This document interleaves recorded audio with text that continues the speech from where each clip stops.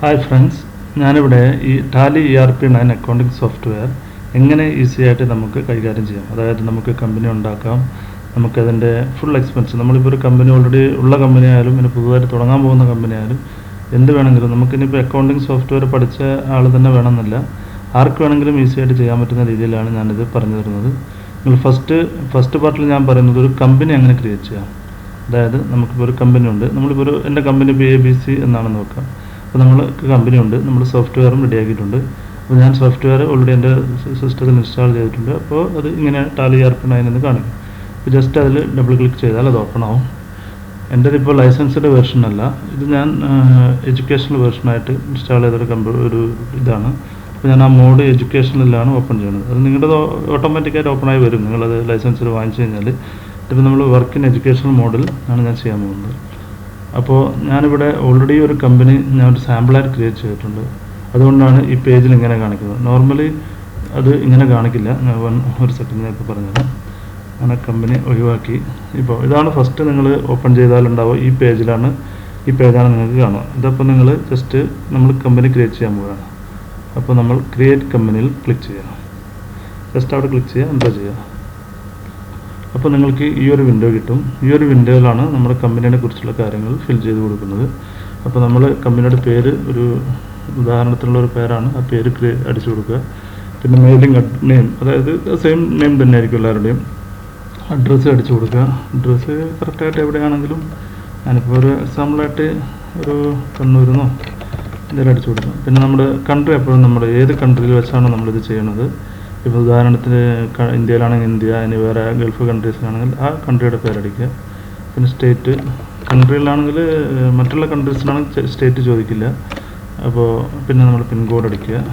Okay, pin code correct pin code, phone number അടിക്കുക, mobile number, fax number, email, വെബ്സൈറ്റിൻ്റെ name ഉണ്ടെങ്കിൽ അത്, അതായത് എന്താണ് നിങ്ങളുടെ കമ്പനിക്ക് ഒരു വെബ്സൈറ്റ് ഉണ്ടെങ്കിൽ അത്. പിന്നെ ഫൈനാൻഷ്യൽ ഇയർ, നിങ്ങൾ കമ്പനി സ്റ്റാർട്ട് ചെയ്യുന്നത് ചിലപ്പോൾ ജനുവരി ആവാം, ചില കമ്പനി സ്റ്റാർട്ട് ചെയ്യുന്നത് ഏപ്രിലാണ്. 31 ക്ലോസ് ചെയ്തിട്ട് അത് ഓരോരാളുടെ ഇതാണ്. ഒരു ഇന്ത്യയിലാണെങ്കിൽ ഏപ്രിലാണ് സ്റ്റാർട്ട് ചെയ്യുക, മറ്റുള്ള കൺട്രീസിലാണെങ്കിൽ ജനുവരി സ്റ്റാർട്ട് ചെയ്യുന്നുണ്ട്, ഗൾഫ് കൺട്രീസിൽ. ഇതിപ്പോൾ നമ്മൾ ഇന്ത്യയിലായതുകൊണ്ട് 1/4 സ്റ്റാർട്ട് ചെയ്യണം. അതിൻ്റെ എല്ലാം സ്റ്റാർട്ട് ബുക്സും ബിഗിനിങ് എല്ലാം ചെയ്യുന്നത് 1/4 തന്നെ, രണ്ടും 1/4 നമ്മൾ കൊടുക്കുക. പിന്നെ സെക്യൂരിറ്റി കൺട്രോൾ നമ്മളൊന്നും ചെയ്യേണ്ട ആവശ്യമില്ല, അത് ടാലി ഓൾറെഡി നമ്മൾ പർച്ചേസ് ചെയ്താണ്, അത് അവിടെ ഉണ്ടാവും. ഇനി നേരെ വരുന്നത് ബേസ് കറൻസി സിമ്പിൾ. നമ്മൾ ഓൾറെഡി മുകളിൽ കൺട്രി ഇന്ത്യ സെലക്ട് ചെയ്തുകൊണ്ട് ഇവിടെ ഓട്ടോമാറ്റിക്കായിട്ട് കറൻസിയുടെ സിമ്പിൾ വരും. അപ്പോൾ ഫോർമൽ നെയിം നമ്മുടെ INR എന്നാണ് നമ്മുടെ കമ്പനി, അതും ഓട്ടോമാറ്റിക് വരും. പിന്നെ സഫിക്സ് സിമ്പിൾ ടു എമൗണ്ട്, ഇത് നോ ആണ് ഇപ്പോൾ ഉള്ളത് ഓട്ടോമാറ്റിക്കായിട്ട്.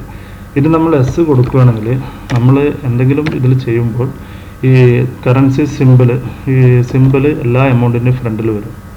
അതിൻ്റെ ആവശ്യമില്ല. നമുക്കറിയാലോ ഇന്ത്യയിൽ കമ്പനി ഉള്ളത്, അത് ഇന്ത്യൻ മണിയാണെന്ന് അറിയാലോ. അപ്പോൾ അതിൻ്റെ ആവശ്യമില്ല, അതുകൊണ്ടാണ് അത് നോ കൊടുക്കാം. അടുത്തത് space between amount and simple, അത് മറ്റേ ഈ സിമ്പിൾ കൊടുക്കുന്നുണ്ടെങ്കിൽ ആ സിമ്പിൾ വെച്ചിട്ടൊരു സ്പേസ് വേണോ വേണ്ടതെന്നാണ്. അത് നമ്മൾ already simple to amount no കൊടുത്തുകൊണ്ട് അത് ഏത് ഓപ്ഷൻ കൊടുത്താലും കുഴപ്പമില്ല, അത് എസ് തന്നെ കിടന്നിട്ട്. മില്യൺസിൽ ആണ് വേണ്ടതാണ് എമൗണ്ട്. നമ്മുടെ നാട്ടിലാകുമ്പോൾ ലക്ഷത്തിലാണ് കാണിക്കുക, മില്യൺസിലല്ല. ഇപ്പം നിങ്ങൾ ഗൾഫ് കൺട്രീസിലല്ല മറ്റ് അതർ കൺട്രീസിലാണെങ്കിൽ നിങ്ങൾ മില്യൺസിലാണ് കാൽക്കുലേറ്റ് ചെയ്യുക എമൗണ്ട്. അപ്പോൾ അത് എസ് കൊടുക്കണം. ഇവിടെ നമുക്ക് നോ കൊടുക്കാം, കാരണം ഇന്ത്യയിൽ ലക്ഷങ്ങൾക്കാണ് എമൗണ്ട് കാൽക്കുലേറ്റ് ചെയ്യുന്നത്. Next number of decimal place, അതായത് ഇപ്പോൾ നമ്മളൊരു 100 രൂപയാണ് എൻ്റർ ചെയ്യുന്നത്, 100 കഴിഞ്ഞിട്ട് ഡെസിമൽ പ്ലേസ് 2 എണ്ണത്തിൻ്റെ ആവശ്യമുള്ളൂ. മറിച്ച് ഇതിപ്പോൾ ഒമാൻ കമ്പനി ആണെങ്കിൽ അവിടെ 3 വേണം, കാരണം ഒമാനിൽ 3 ഇത് കാണിക്കും. അതായത് മെയിൻ എമൗണ്ട് 100 റിയാലാണെങ്കിൽ, ഒമാൻ റിയാലാണെങ്കിലും 3 അടിക്കും അവിടെ അങ്ങനെയാണ് ചെയ്യുന്നത്. അപ്പോൾ അവിടെ ആകുമ്പോൾ 3 കൊടുക്കണം. നമ്മളിപ്പോൾ ഇന്ത്യയിലായതുകൊണ്ട് അത് 2 കൊടുത്താൽ മതി.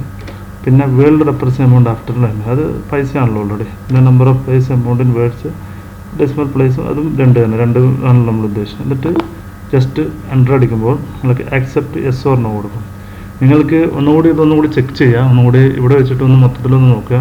അല്ലെങ്കിൽ ഇവിടെ നോ അടിച്ചിട്ടൊന്ന് ബാക്ക് സ്പേസ് അടിച്ച് നോ അടിച്ചിട്ടൊന്ന് എൻ്റർ അയച്ച് കൊടുത്താൽ ഒന്നുകൂടി നിങ്ങൾക്ക് ചെക്ക് ചെയ്ത് എല്ലാം ഓക്കെ ആണെങ്കിൽ നിങ്ങൾക്ക് ജസ്റ്റ് വീണ്ടും ഓക്കെ അടിച്ചു കഴിഞ്ഞാൽ യെസ് കൊടുത്താൽ ആക്സെപ്റ്റായി, കമ്പനി നിങ്ങൾ എൻ്റർ കൊടുത്താൽ കമ്പനിയായി.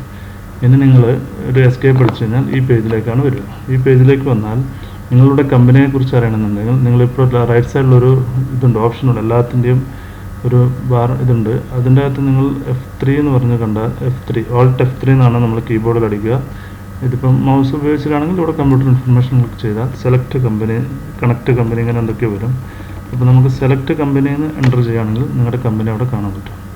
അപ്പോൾ ഞാൻ ഓൾറെഡി 2 കമ്പനി മുമ്പ് ഉണ്ടാക്കി വെച്ചതാണ്. നിങ്ങളിപ്പോൾ ഉണ്ടാക്കിയ കമ്പനി, നിങ്ങൾ ഉണ്ടാക്കുമ്പോൾ ഈ ഒരു കമ്പനി മാത്രമേ ഉണ്ടാവുള്ളൂ നിങ്ങളിത്. നിങ്ങൾ ജസ്റ്റ് അത് സെലക്ട് ചെയ്യുക. അപ്പോൾ നിങ്ങളുടെ കമ്പനി ഇനിയിപ്പോൾ നിങ്ങൾ എസ്കേപ്പ് അടിച്ച് കഴിഞ്ഞാൽ ഇതാണ് നിങ്ങളുടെ മെയിൻ പേജ്. ഇവിടെ ഇനി നിങ്ങൾക്ക് ട്രാൻസാക്ഷനിലാണ് നിങ്ങളുടെ എൻട്രീസും കാര്യങ്ങളൊക്കെ, ലെഡ്ജേഴ്സ് കാര്യങ്ങളൊക്കെ അടിക്കുക. അങ്ങനെ നിങ്ങൾക്ക് ഓപ്പൺ ആൻഡ് ബാലൻസ് അടിക്കണം. അതൊക്കെ നമുക്ക് അടുത്ത ക്ലാസ്സിൽ പറയുന്നതായിരിക്കും.